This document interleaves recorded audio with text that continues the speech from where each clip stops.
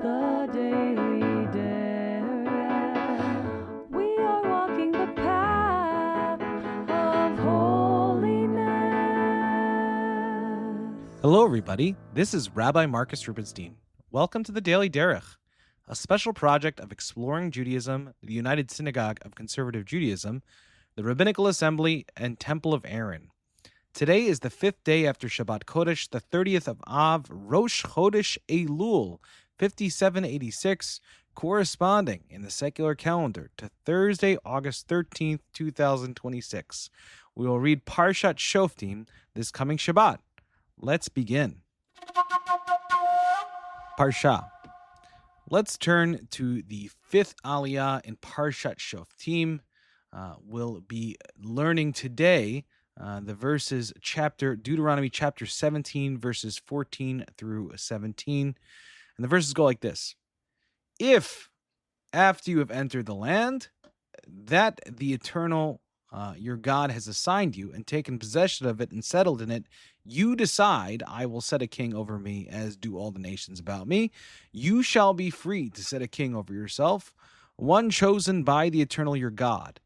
Be sure to set as king over yourself one of your own people. You must not set a foreigner over you, one who is not your fellow Israelite. Moreover, he shall not keep many horses or send people back to Egypt to add to his horses. Since God has warned you, you must not go back that way again.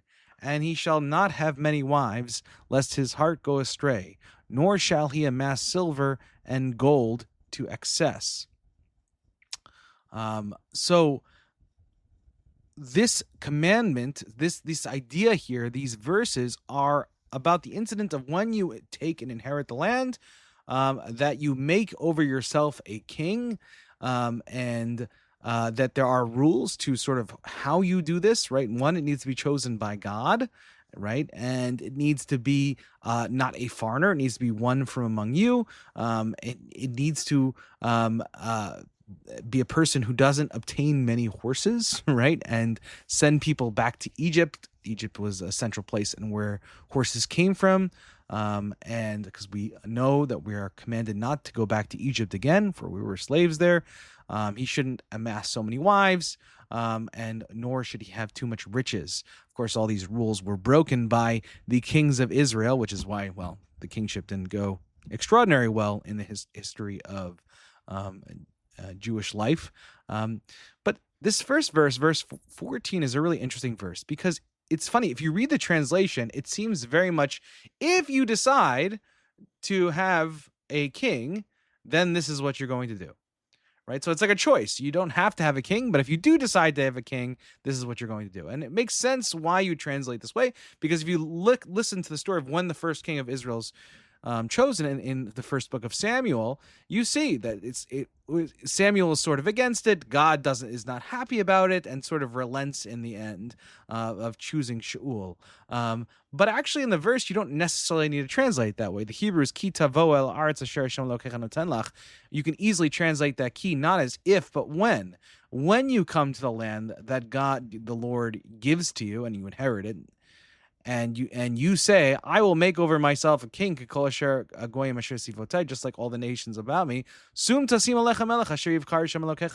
You should surely make over yourself a king that God chooses, your Lord chooses. So, and that's actually, it's slightly awkward, but actually that is the way in which the sages actually read this verse.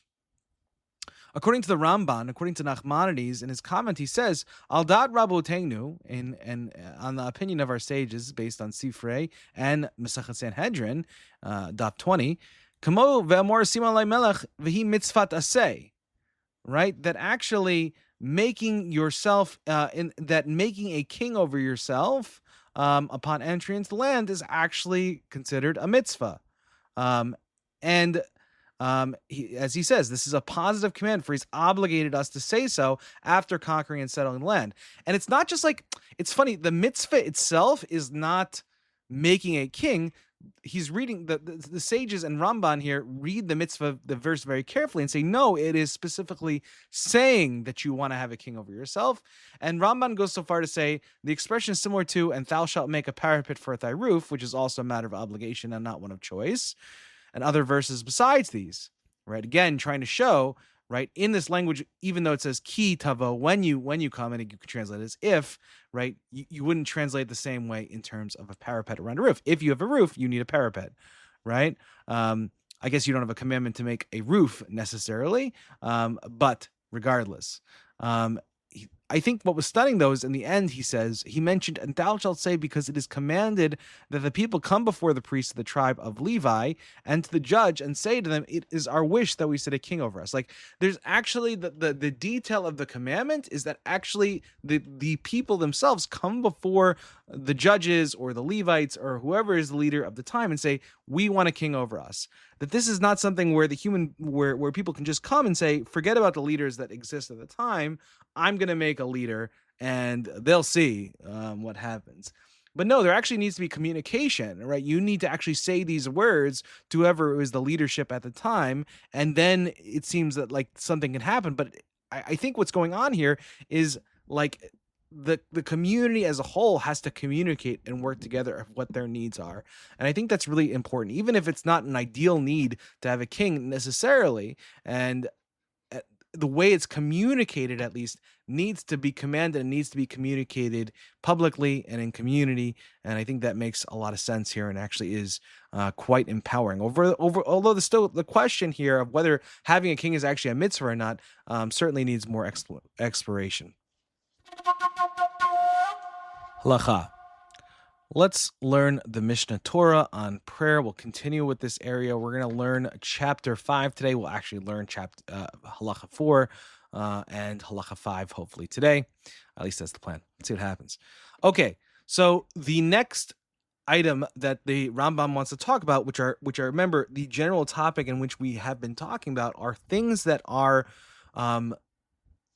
suggested for prayer, are things that we should be trying to do in our prayer, but aren't necessarily, if we don't do them, it's not that it prevents our actual completion of the mitzvah itself. Again, I want to say optional because like it's just easier to say it, but it's not really optional, right? We should ideally do this, but if we happen to not do it, the prayer still counts. Okay, so let's talk. The preparation of one's body, right? You have to also prepare your body for prayer. What is implied? When one stands in prayer, he should place his feet together side by side. He should set his eyes downward as if he is looking at the ground, and his heart upwards as if he is standing in heaven. So what is being said here is that when we actually pray, and remember, we're just talking about the Amidah here, the feet should always be together.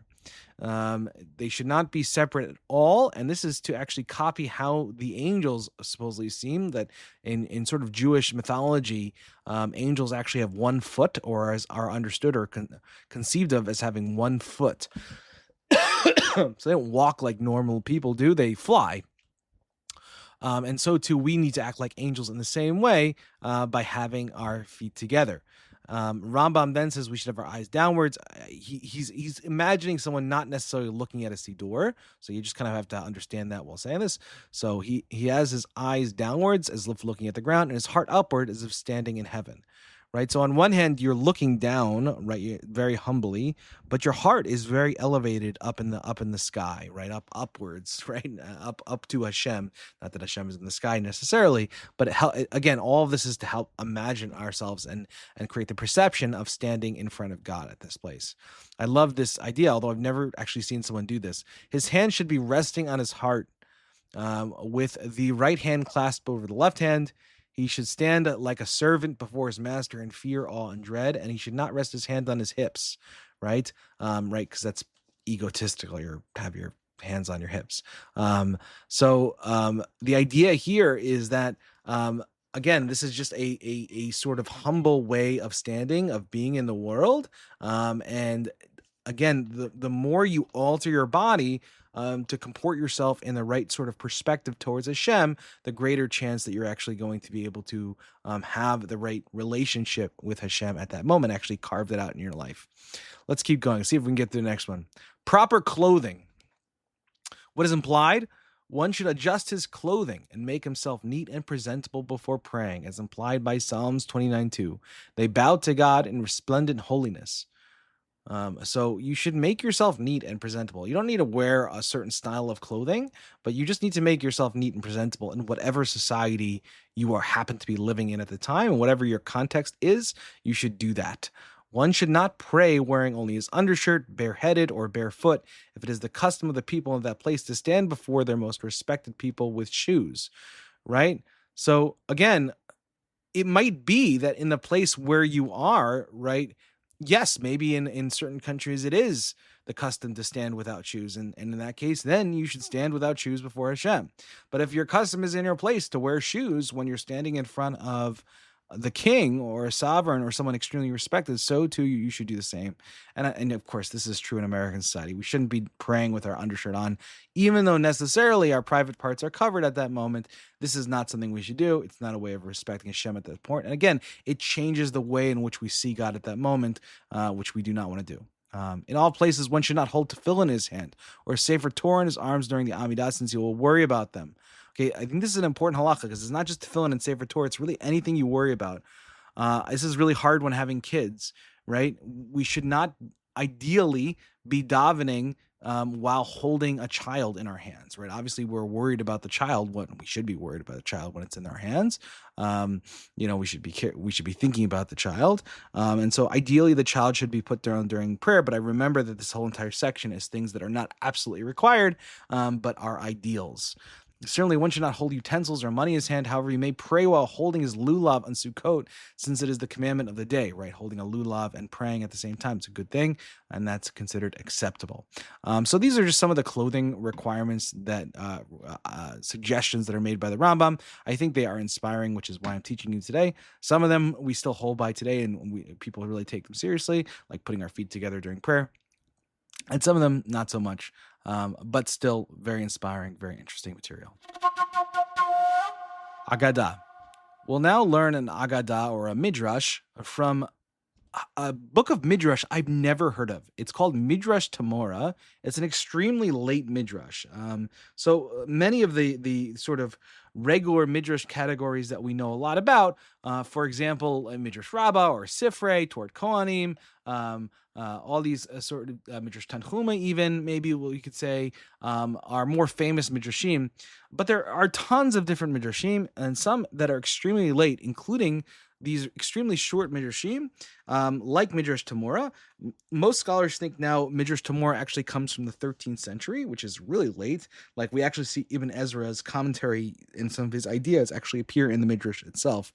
And it shows that these sort of the literary genre of Midrash continued a lot longer than we probably originally thought. Now, this might sound confusing because Rabbi Akiva is quoted in this as teaching this teaching we're about to learn, but this is just the style of late Midrash often, is they put the teachings in the mouth of famous sages from the Talmud and the Mishnah, like Rabbi Akiva. They did not consider this bad, or this is not considered plagiarism at the time. This was just the style of writing. So it's called pseudepigraphic writing. So don't think that they're plagiarizing. How can they do this? That's not the way it was perceived at the time. Okay. So this is Midrash Tamora. It's very interesting. So God created, and can I just say also, it's interesting that this comes also from Bialik, who had access to these really late Midrashim, and then putting these together and really drew from like a large group of different, large pool of teachings. And why it's nice that we have Bialik, who has sort of a much more expansive understanding of Midrash than maybe a more classical or a more, traditional or religious mindset would have. So the Midrash goes like this. God created, this is about Genesis 1:1. Remember, we're still in creation Midrashim. It happened that a heretic came to Rabbi Akiva and asked, "This world, who created it?" Rabbi Akiva replied, "The Holy One, blessed be He." And the heretic said, "Show me clear proof." Rabbi Akiva replied, "Come back to me tomorrow." The next day when the heretic came, Rabbi Akiva asked him, "What are you wearing?" The heretic replied, "A garment." Rabbi Akiva asked, "Who made it?" The heretic said, "A weaver." "I don't believe you," said Rabbi Akiva. "Show me clear proof." The heretic, "What can I show you? Don't you know that a weaver made it?" Of course, this doesn't really hold true as much so because now we have machines and everything. But back then, it made sense. If you see a piece of clothing, it must have come from a weaver.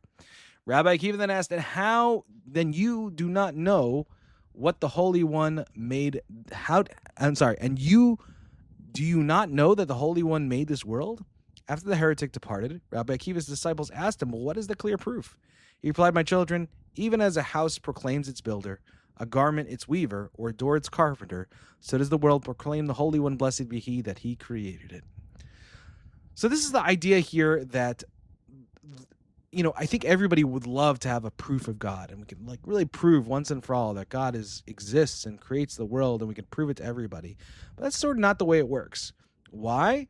Because the creation, the element of self, the product that God created is testimony itself to the Creator. You can't look around this world and say, just happen to have come together. You must say that there is a Creator. This is the sort of the intelligent design proof of God, right? That this world couldn't just have happened randomly. But I think it's really important for us to understand is that is actually the way we're supposed to look at the world around us. That because the world is ordered, and when we see that the world is ordered, and whenever we see that there's something beautiful in the world, or that it's created in a beautiful, ordered way, we should take this moment and relate it back to God and say it's the God who blessed it and created it. I think the more that we're able to do this in our own lives, the better our lives will be, the more we'll be able to connect to God. And I think the more we try to seek intellectual proofs of God's existence instead of more experiential proofs, like we're living in God's existence and God's creation, the deeper our relationship with Hashem will be and the less confused we'll get. Well, that's it for today, everybody. Thank you so much for listening to the Daily Derech. If you have any questions, comments, or concerns, please feel free to email me anytime at rmr@templeofaaron.org. Thank you so much for listening. There are so many people to thank, and you can look in the show notes for that.